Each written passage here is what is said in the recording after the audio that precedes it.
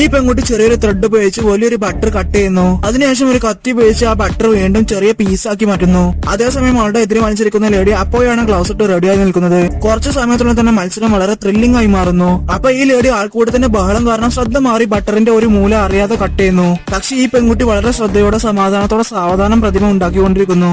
അതിനുശേഷം time out ആവാറായപ്പോൾ രണ്ടുപേരുടെയും പ്രതിമയുടെ work ഏകദേശം ചെയ്തു കഴിഞ്ഞിരുന്നു. അധികം വൈകാതെ തന്നെ ആൾക്കൂട്ടം കൗണ്ട് ഡൗൺ തുടങ്ങിയിരുന്നു. നോക്കുമ്പോൾ ആ പെൺകുട്ടി ഒരു അമ്മ തന്റെ കുഞ്ഞിനെ താലോലിക്കുന്നത് പോലെ ഒരു പ്രതിമ ഉണ്ടാക്കിയിരിക്കുന്നു.